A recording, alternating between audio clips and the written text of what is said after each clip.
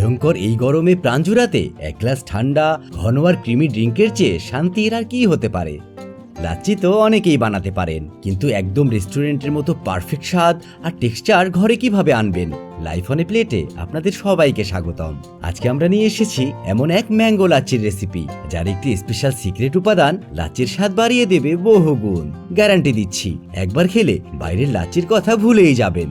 চলুন তাহলে আর দেরি না করে শুরু করি আমাদের আজকের এই রিফ্রেশিং রেসিপি।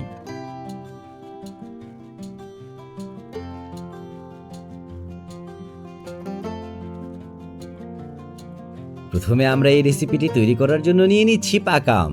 আমরা লাচ্ছির জন্য এখানে 2টি বড় সাইজের আম ব্যবহার করছি।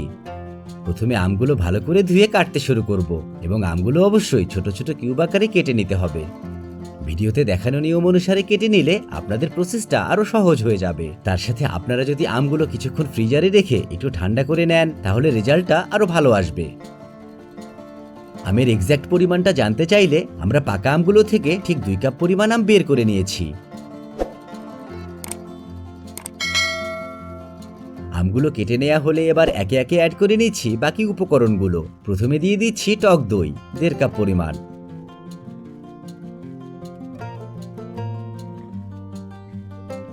এরপরে দিয়ে দিচ্ছি চিনি 1/4 কাপ। চিনির পরিমাণটা নিজের স্বাদ অনুযায়ী কম বেশি করে নিতে পারবেন। এরপরে অ্যাড করে নিচ্ছি গুঁড়া দুধ 2 টেবিল চামচ। এবারে সিক্রেট একটি উপাদান, যেটা আপনাকে কেউ বলবে না, সেটা হলো সবুজ এলাচের গুঁড়া 1/4 চা চামচ, অর্থাৎ 1 চিমটি পরিমাণ। সবশেষে অ্যাড করে নিচ্ছি 10টি আইস কিউব।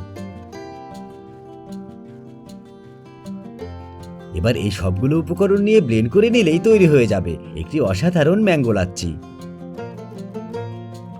দেখেই বোঝা যাচ্ছে এর থিকনেসটা কতটা ঘন, তার সাথে এর টেক্সচারটা কতটা ক্রিমি। আর এমন ক্রিমি টেক্সচার পাওয়ার জন্য অবশ্যই একটু বেশি সময় ধরে ব্লেন্ড করে নিতে হবে।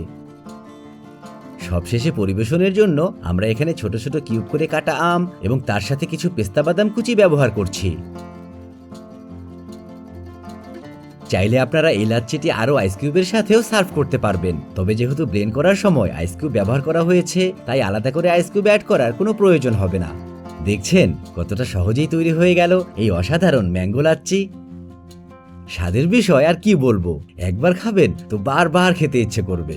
আর যাকেই খাওয়াবেন একটা কথা আপনাকে শুনতেই হবে, সেটা হলো এত স্বাদের ম্যাঙ্গো লাচ্ছি কখনো কোনো রেস্টুরেন্টেও খাইনি। তাই দেরি না করে চলে যান আপনার প্রিয় রান্নাঘরে এবং তৈরি করে ফেলুন আমাদের মতো অত্যন্ত লোভনীয় এবং খুবই সফট ক্রিমি টেক্সচারের এই অসাধারণ ড্রিঙ্ক ম্যাঙ্গো লাচ্ছি।